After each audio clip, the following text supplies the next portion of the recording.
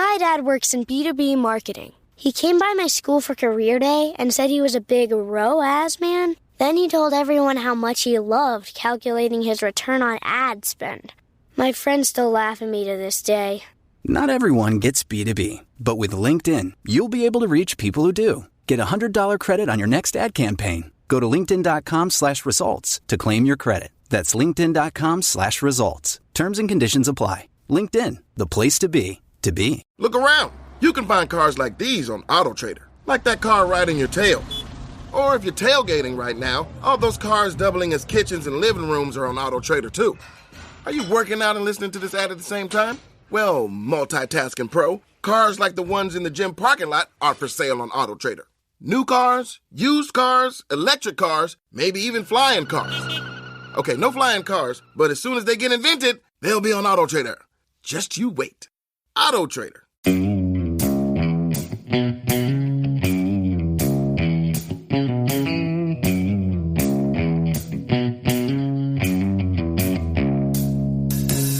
All right, welcome back to the Survival and Basic Badass Podcast, Kevin and Chuck. Today, well, we're going to talk about neighborhood watch. Basically, how to secure your neighborhood as things start to get bad, kind of escalate into a end of the world as we know it, shit hits the fan kind of situation, you know, when things start to go bad.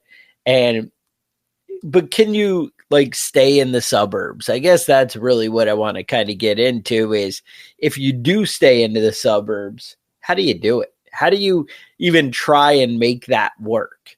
You know, hopefully there's some kind of land you can maybe grow something in, but even if it's like a short term, how do we survive the first 3 weeks or something, right, you know, without even getting into real infrastructure?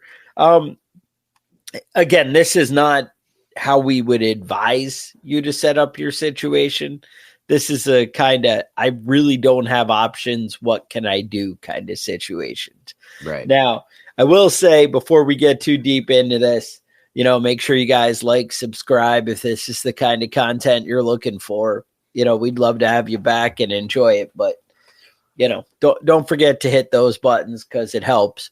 But all right, let's kind of jump into it. Now, one of the things is, will it work defending your neighborhood? And I guess what I'm talking about is, you know, maybe you take your block in the suburbs or your cul-de-sac and you organize everybody for kind of a mutual protection kind of situation. Mm-hmm. And supplies and security. I know there's a book I really enjoyed called Absolute Anarchy. And this guy, Johnny Jacks, wrote it. And he's got some good ideas and things. And I always kind of go back to him when I'm on these big topics that are broad and see what he has to say. And he basically, his take was, it's not going to work. And here's why. Here's how he lays it out. And then I'll tell you what I think could work and what you could do. And we'll hopefully find some solutions for you. But the bottom line is this, is if the world turns to crap and all of a sudden the police aren't coming out when you call and nobody's answering 911 and things are just getting bad because the cops are overwhelmed or they're not getting paychecks to come to work or the power's just out everywhere and it's too much for people to respond and roads become congested. Any of these type of situations, if you try and network with your neighbors, in very short order, turns out people don't have a real stockpile of food. They don't have more than 3 or 4 days in your average house, right? Which is kind of concerning. I mean, you know, eating at your normal levels, right? Mm-hmm. I mean, I think everybody's probably got enough food in there. You can maybe go a week and a half, you know, eating the cans of tuna that are in the back. Right. But when people are stressed out and bored at the same time, man, that just all you're eating everything. You know what I mean? People you don't go fast. You don't think ration about rationing because they don't grasp the concept that, hey, this could go on. Mm-hmm. Right? They're like, oh, the government will come fix it. Somebody will come through. Right? They don't see the world that way. So anyway, So you all have your food and stuff. But the bottom line is, in pretty short order, they're going to realize that you have food and preps and things, and they don't. And even if you're not like barbecuing in front of them, you're not out there making nice food every day, they're still going to notice that, hey, you don't look like you're starving like the rest of us are starving. My babies are crying every night. You should just give us some. Mm-hmm. And that's kind of where it falls apart. And that was his theory of why it would not work and how that would escalate quickly. I think the way to get around that is to kind of plan ahead, right? To talk to your neighbors beforehand. And that's where you're going to save this situation. Again, I don't like it. I would rather have you have like a mutual assistance group. We did an episode on that and really go into detail how you could pick out the right people and, find a way to work as a team with people who are like you, right? Mm-hmm. People who have that same mindset. Because when you try and coordinate your neighbors, you're going to have the Karens that live there, that guy who's always playing his music too loud next door. You're going to have, the one who you think kind of steals stuff and probably does drugs 3 houses down. Mm-hmm. And, these are the people you have to work with. I got, I'll give you a solution, though. That guy that probably does drugs and steals shit down the road. Yeah. Get that guy on your side. Yeah. I was, my neighbor asked me to go over and feed his dogs. Yeah. And I was over there, and the guy on the other side of him came like charging into the yard. He's like, "What the fuck are you doing over here?" And I know he's out of town. He told me he was out of town. And I was like, "Yeah, I'm just here to feed the dogs." He's like, "Oh, sorry, I didn't recognize you." But that wound up asshole down the street is like, a decent dude if you give him the chance to be. It's nice to have the psycho in the pocket, right? Mm-hmm. That's right. So the next thing that you run into is a lot of people live in neighborhoods that have HOAs. Right. Now, I will say, if you're cursed with that's the way I interpret that. You may have a different opinion. You guys may enjoy having strict rules. I feel like local governments and municipalities have enough rules on our lives. Right. That I've always had the mindset of, if I want to control what happens in the property next to me, then I should buy that property. And you're like, well, Chuck, I don't have enough money to buy that property. And I don't have enough money to buy the property next to me either. So I don't get to control them. Right. That's kind of how that works, right? Mm-hmm. When they can afford theirs, I can control this much, as much as I have, that's mine. I can control that. And I decide what happens here, me, the wife, whoever pays for it, right? Mm-hmm. They get to decide what happens there. And you don't get to decide for the rest of it. But when you're in an HOA, it turns out other people might decide what's right for you, and you might not get to decide. Mm-hmm. And that's where you get into trouble. Kevin would probably like to have a Sherman tank parked in his driveway, and I don't know if an HOA is going to approve of that. Yeah. I'll tell you what they get on me about is I like to work on cars, right? So, I used to have, every once in a while, I'd have an old car in the yard or in the driveway that I'm, slowly working on fixing this or that. And turns out some people just think it's having a bunch of junk cars in your yard, and they don't approve of that shit. But No. I'm not in an HOA, so they go fuck themselves, I guess. It's off, right? Exactly. Mm-hmm. Now, so that's how that plays out. But you have to decide what's right for you and what's going to work. Now, so I guess the way I would approach it is, one, you're going to want to talk to these people beforehand, right? So get to know your neighbors. Now you can do that by maybe inviting them to a barbecue, right? Mm-hmm. Sweetening people up with food and beer. That's probably a good way to get them on your side. Right. Hey, I'm the fun guy. Let's hang out. You're not going to complain about me having a party if you're invited to that's the trick. Always invite your neighbors to your house parties. And then, even if they don't go, hey, they're like, he's going to go next time. He's all right. Yeah. and they start to, so that's the thing. So start to coordinate. And, it doesn't have to be like a beer party. You're like, oh, I don't live my life that way, Chuck. I'm not a beer drinker. You're probably not. I'm a nerd. What do us nerds do? Right. When you're having your gaming party, you have over for that, whatever you do when you have soda and pie. Yeah. I saw it. The Beastie Boys told me about your party. I know about it. So anyway, and just invite the Beastie Boys and your party will step up, right? That's how it works. That's how that works. Nice. They know how to party is what I'm told. So start to coordinate, talk to, if you do have an HOA, you want to attend these meetings. You want to make yourself known and get to know these people and talk to them. That's something you would, because the more you can establish yourself as a leader, as somebody who takes responsibility and gets on, because there's always some Karen in there who's going to be like, I love telling people what to do. Right. And, that's the thing. Like people are like, oh, how did the schools get so bad? And the school, because nobody goes to a school board meeting because it's ridiculous. And your opinion doesn't matter and nobody cares. But that's how it gets away from you. Right.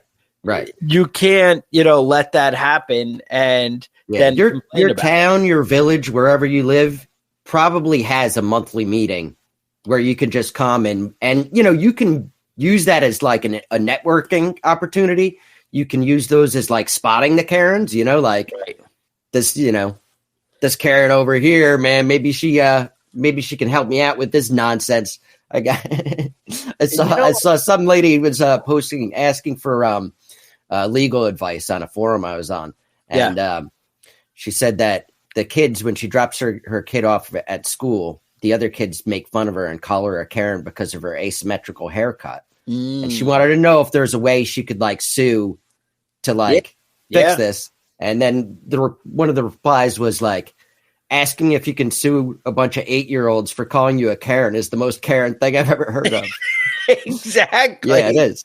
It's 100%. So the next thing, right, after you kind of work your way into the community, and that's a tricky note there. But like I said, you need to start getting involved. You need to talk to people. A lot of communities even have like emergency preparedness meetings for the town. I'm seeing that more and more. Right. When I left New York, they actually had them there. There was like a guy in charge of that. And it'd be like once a year or once every other year, they'd have a meeting where they talk about community preparedness and stuff. Go get involved. Go talk to these people. Turns out if you're listening to this podcast, you're probably more knowledgeable about things than your average guy by far. Right. One, just because that's where your interests lie and that's where you're putting your research and effort. That, and me and Kevin are obviously huge vaults of knowledge. There's that. So that's right. That's right. That's right. Now there are a lot of little organizations that you can get involved with in your area that you may or may not even know about. Doing a little bit of research will help. I mean, even the volunteer fire department down the road, you don't have to volunteer and be to be a fireman if you don't have that kind of time, but you can still go down there and be involved. They have that bullshit like pancake breakfast every, you see the signs out there. You know what I'm talking about. Go down there. My wife is going to serve the town chicken plate dinner. She's going to be the runner who goes up to the car. How many plates? 3 plates. I got you. And then they hand over $36 and you hand over 3 chicken dinners. Yeah. Well, I mean, all that sort of networking stuff is great. Being involved in your community, knowing who's who, hanging out with the mayor. Hanging out with the mayor. That's right.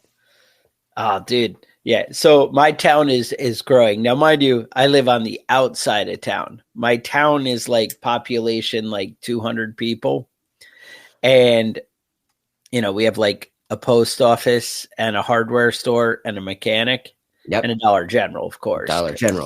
Yep. Right. And, and these are, in the central hardware there, he's got kind of some of everything and they're pretty cool. And, we love having it. And it's perfect for me, right? This is the world I want to live in, right? I want small town. So they just sold one of the big like soy fields that are right in the middle of town. And now they're building 200 houses in this field. And I'm like, 200 houses. We only have 200 people. If we had 200 houses, like right now, prior to this development coming in, there's not even municipal water. Mm-hmm. And this is in town. I live outside of town. Like we don't even, I got to drive 5 miles to get to the big city, and it just, the world's changing. And everyone's like, yeah, your property values are going to go up or whatever. And I'm like, you mean my taxes? Yeah, that's what that it means. That part might happen. The upside is I actually live in a different county than my town that I live in, which sounds impossible to me, but somehow it happened. Me and the ATF fight on it all the time. I'm like, I live in this town, and they're like, yeah, that's this county. And I'm like, no, not where I live. That's And you can't live in that town and in that county because that. Yet here it is. It's always good to have your where you live a little bit confusing. Exactly. I got a different town that I pay property tax in from than the one I pay school tax in from my actual mailing address. Like, keep it confusing. Keep them guessing. Right. Exactly. All right. So now, how do you approach these guys? Right. You go up to your neighbors and you be like, hey, you ever think about things and you kind of see who would get on board? Well, how are you guys for preparedness? How are you guys like, man, if the stores shut down for like 2 or 3 days because the power was out, would you be all right? Maybe we should, talk about, getting like, do you have a generator or something I could, could we like share it and I could charge up your fridge and you could charge up mine, or, like little things, right? Like baby steps. You don't need to give out all your preps kind of, I'm a crazy prepper and I have. Right. But if you come at them like with the, what you're really into and that you actually are a crazy person, they're not going to want to deal with you. No. Yeah. You gotta ease people into it. Yeah. And you just kind of feel it out. And you'd be surprised. I mean, when I have conversations with people, more and more people are, full on crazy preppers. There's more than you think. Mm-hmm. Also, if you realize who's on your side, or at least, hey, like you own a gun, right? Because, like at least a hunting rifle or something. Oh, yeah. Mm-hmm. Oh, you have handguns too. You have a concealed carry. Oh, okay. And you realize who your allies are, right? And you'll know, like when you see your neighbor flying the "Don't tread on me" flag, like, hey, that guy might be somebody I should talk to. Right. Now, mind you might step on landmines or get shot going through his yard, going up to the door. But once you get to the door, just proceed with caution. Yeah. If the guy just flies a Jolly Roger out front, he's definitely the guy you definitely the dude to talk to. That's that's where you want to be. I'm just saying. Now let's talk about like organizing. You get in a group together, and I think most of you guys have experience, growing up in different neighborhoods and being around different people. Like there's usually some old guy that's like the self-proclaimed mayor of the street. Mine was an old guy when I moved in named Walt in a wheelchair, and he just like wheel around. And every time I talked to him, he'd be like, you got to come over for drinks. He's always like trying to get me drinking cocktails with him. And his son was telling me, his son lives down the street, and he's telling me, he's like, yeah, my mom's always yelling at him because she keeps finding bottles of bourbon hidden behind the books on the bookshelf, or, Yeah. But, there's that guy that knows everybody that's lived in that neighborhood for 30 years, Right. He's a good guy to talk to. He's a good guy to, get the inside scoop on who's who in the neighborhood, feel things out. Now, if you're going to start organizing something a little bit more centralized to your community, you have a couple of things you need to work on. Like one is communication. You should be able to like effectively communicate with people and neighbors, but also like local law enforcement. and other community organizations like like I was saying, the volunteer fire department. You need to be able to organize meetings and events and things like that. Leadership, you need to be able to inspire and motivate people to do the things, the kind of things that it takes to, get this community going. You need to be good at conflict resolution because, like Chuck was saying, there's always the Karen, and there's plenty of male Karens out there too. Even if you only have a men's social club or whatever you're calling it, you know, there's always some dickhead that's like super excited about rules and shit. I mean, maybe you are that dickhead that's obsessed with rules. I'm not. I'm just saying. You need to be good at networking. That's a big part of it. Getting involved with the different organizations that are around you and talking to different people and figuring out what they're doing. Right. Time management. This is one that's that can be tricky because we all have jobs. We all have shit we got to do. You know what I mean? We have responsibilities. We have kids. We have, all sorts of nonsense going on. One thing that when I think about time management, I like to look at the Eisenhower matrix. Have you ever heard of that? I've not. It's, Dwight Eisenhower, obviously, general, president. His quote was, what is important is seldom urgent, and what is urgent is seldom important. And basically what it is, it's organizing things into two groups, things that are important, spending time with your kids and your family, getting ready for any kind of emergency and that sort of stuff. But there are things that are urgent, and that's the stuff that you have to take care of immediately. And then space out time for the stuff that's important, we can all run around like, chickens without a head and not get anything done, but there's some rules that you can kind of look into. It's easy enough to find time management plans. Those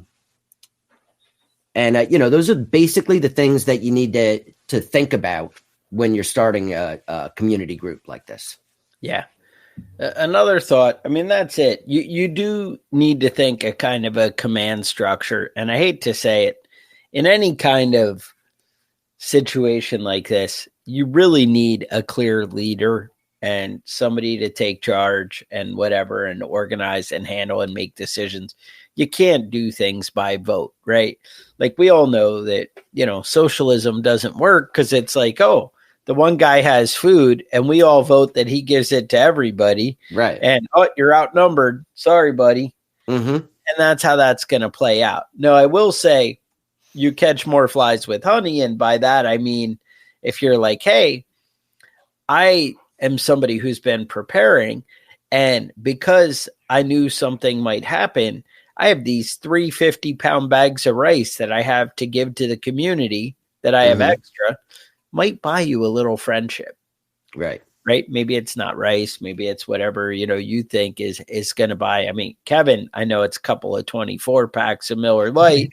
He's going to be like, hey, I think my neighbors, there you go. Hey, look at how I should be in charge. I'm the guy with the cooler bowl of beers. Now, I don't know how long 324 packs are going to go at Kevin's house. Depends on what kind of neighbors you got, right? Right. That's it. Maybe you buy that Aristocrat whiskey. You got 12 bottles. Like I said, I think it might be the 50-pound bags of rice, but your neighbors, right? Mm-hmm. I don't. So that you do need like a leadership structure and a chain of command. And it doesn't mean one guy has to be in charge of everything. I think you do need like an overall organizer, right? Like one guy who's like, this is what we're going to do. But he might be like, you know what? But Jimmy's on the SWAT team in town. Jimmy can run security for this place. Right. I don't, as the general leader, need to be the head of security. That can be Jimmy.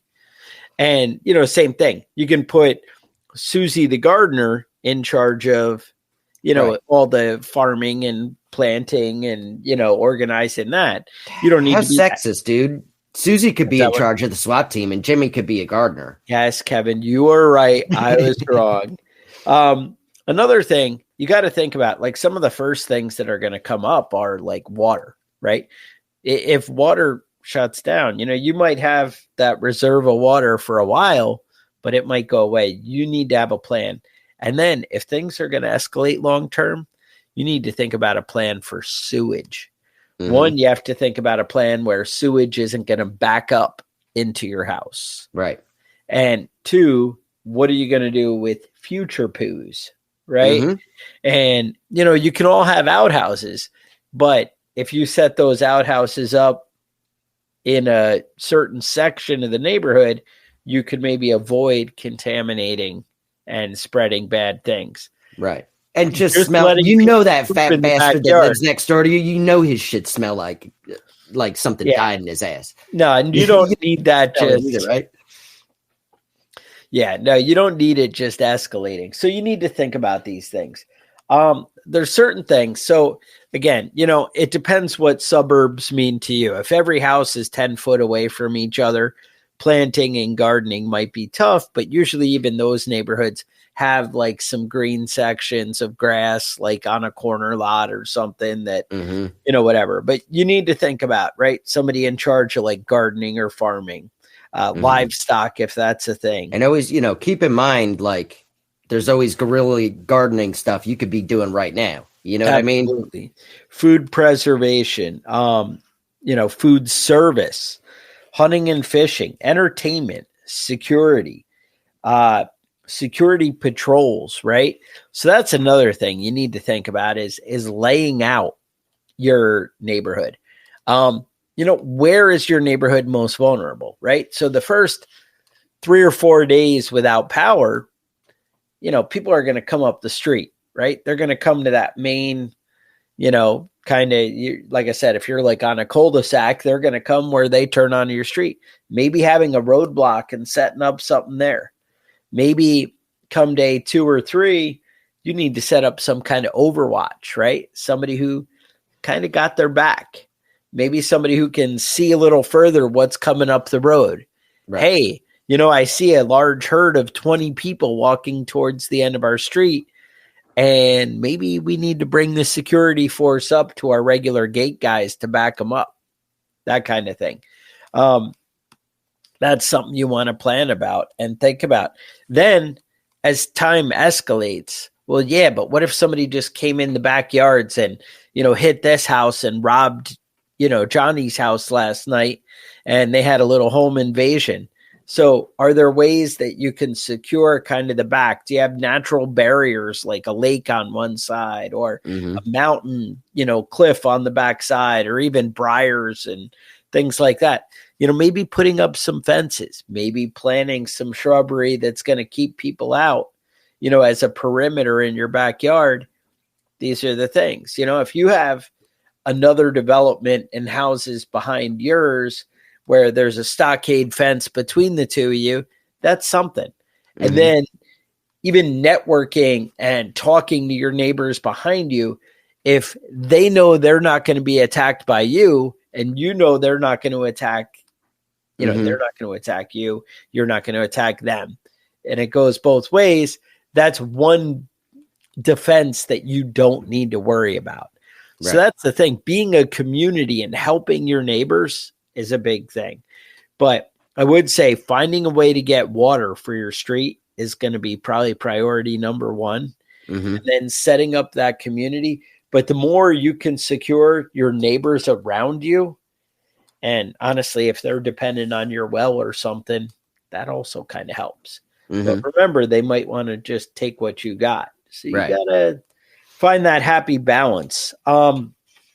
Security patrols, maybe it's even just setting up tripwire alarms, things like that in the back, areas that, that's the kind of thing that matters. I know I bought a bunch of these, they were actually like grenade tops. So they actually have the pull pin like a grenade and whatever the part that screws in, and you could drill out the little incendiary, little explosive part that, the firing pin would hit. We drilled it out the right size, and you could put shotgun primers in there, or I know they make them where you can put in like the 22 blanks, like you buy at Home Depot and Lowe's. They have the ones for the nail gun things. They have the little, and you can buy those it'll make a pop. Now, mind you, that noise isn't that loud, right?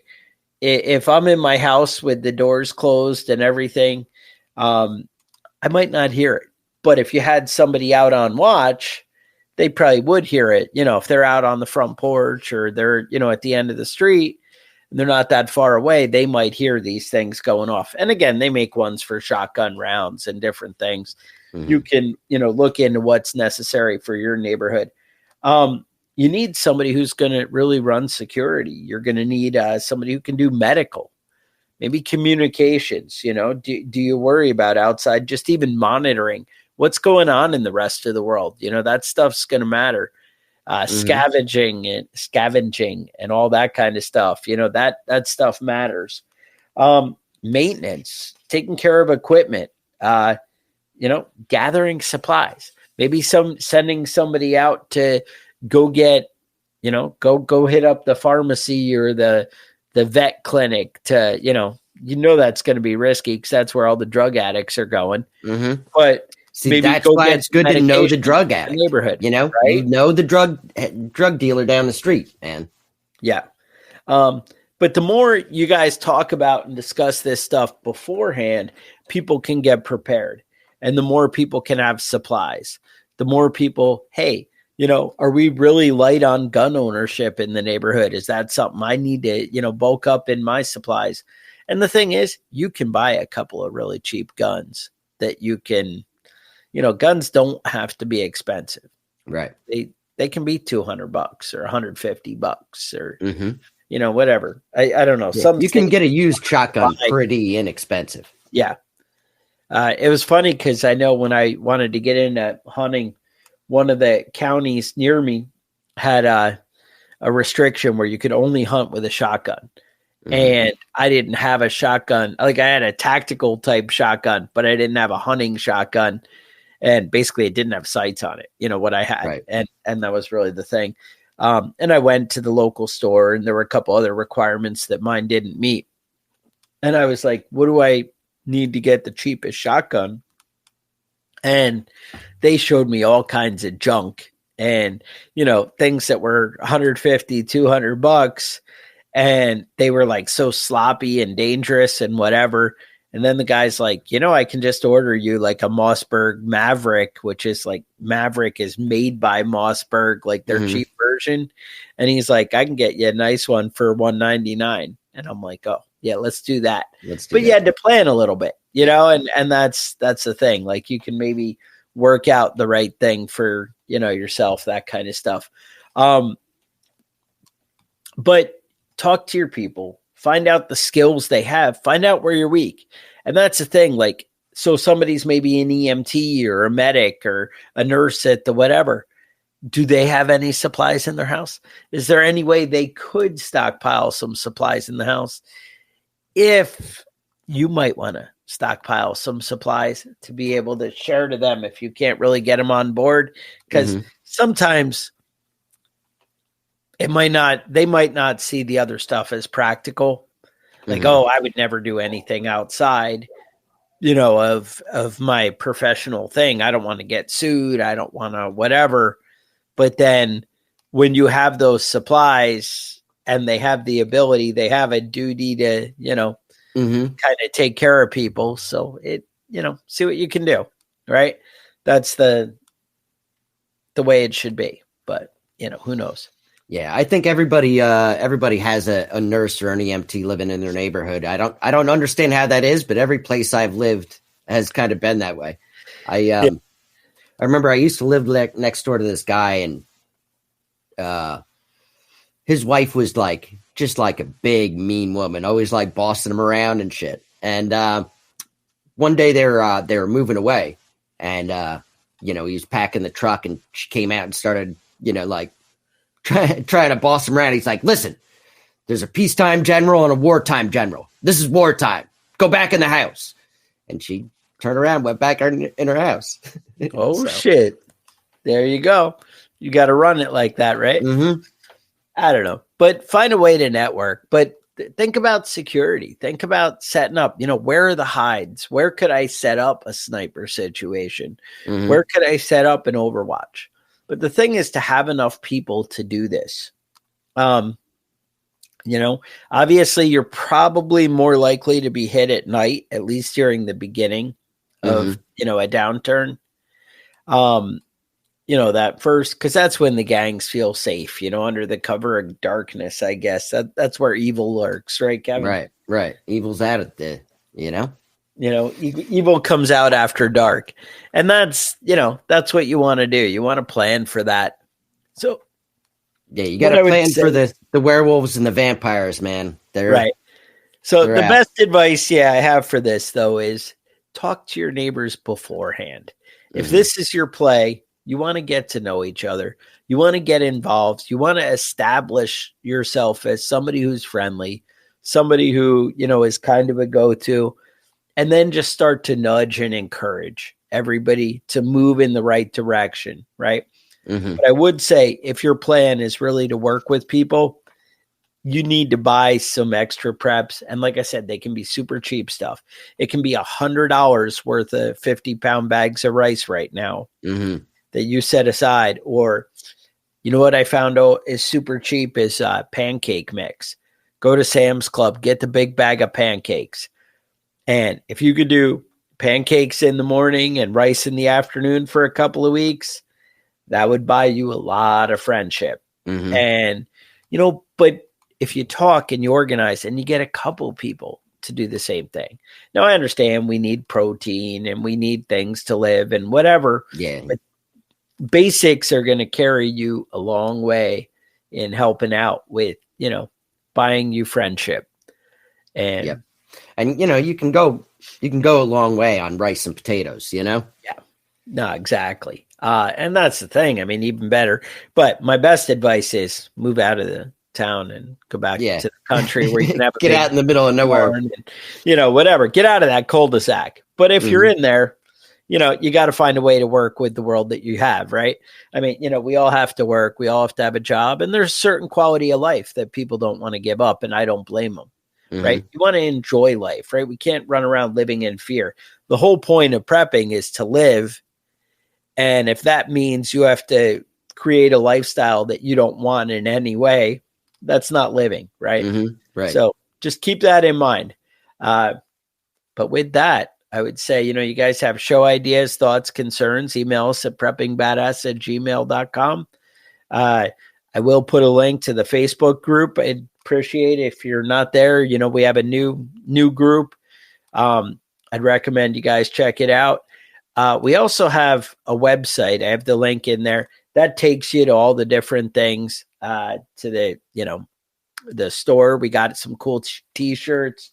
I know we had a cool mug that says cool things like, don't give them an inch, that kind of thing. We have stuff with the new logo and all that. So all kinds of good stuff. Check us out. I'll put it in the show notes. But with that, I'd say stay safe, and we will talk to you guys next week.